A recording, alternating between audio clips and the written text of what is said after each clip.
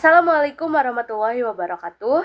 Kembali lagi bersama saya Silvani Pidiawati. Pada kesempatan ini saya akan memaparkan mengenai 7 pilar komunikasi bisnis disertai dengan contoh yang terjadi pada saat pandemi.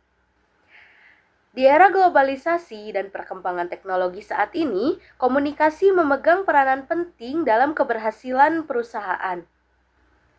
Komunikasi yang tidak sesuai, tidak lengkap dengan audiens dapat menimbulkan kesalahpahaman dan menghambat pencapaian tujuan bisnis.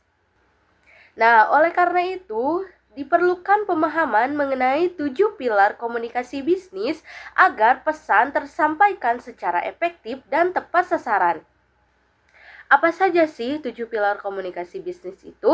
Yang pertama ada pemahaman proses komunikasi. Yang kedua ada penggunaan pikiran. Yang ketiga ada memahami bahasa. Yang keempat kejelasan pesan. Yang kelima daya persuasi. Yang keenam kelengkapan pesan. Dan yang ketujuh ada keinginan baik atau goodwill.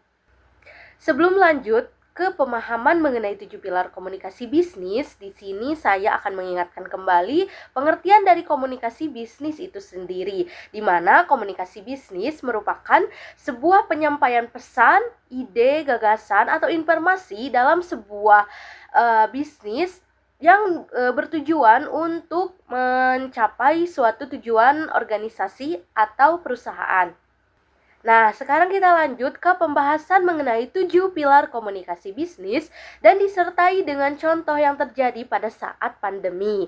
Pilar yang pertama itu ada pemahaman proses komunikasi, di mana pemahaman proses komunikasi ini menuntut komunikator agar mampu menyesuaikan pesan, media, dan audiens. Seperti pada saat contoh yang terjadi pada saat pandemi, di mana banyak perusahaan itu yang beralih dari komunikasi tatap muka menjadi komunikasi online melalui media Zoom ataupun Google Meet, sehingga cara penyampaiannya itu harus lebih terstruktur dan jelas agar tidak terjadi miskomunikasi.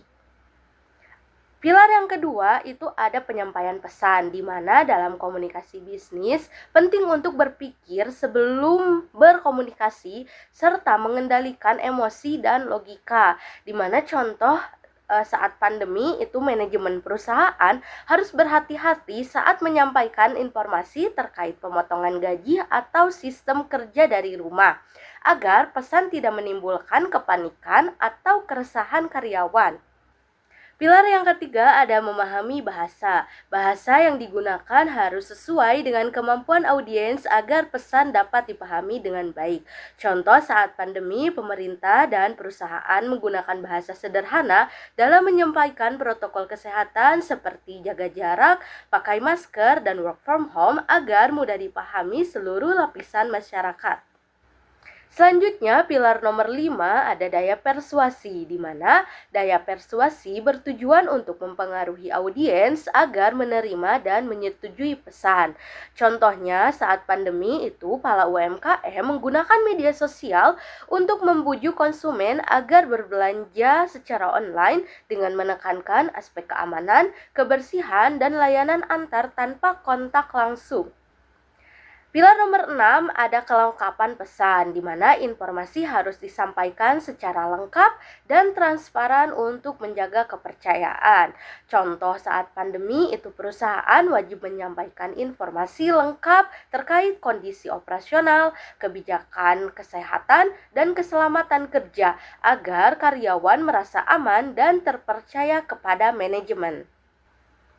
Pilar yang terakhir itu ada keinginan baik atau goodwill, di mana keinginan baik atau goodwill ini bertujuan membangun kepercayaan dan hubungan jangka panjang. Contoh saat pandemi, banyak perusahaan memberikan bantuan sosial, donasi alat kesehatan, serta kelonggaran pembayaran kepada pelanggan sebagai bentuk kepedulian dan tanggung jawab sosial di masa krisis.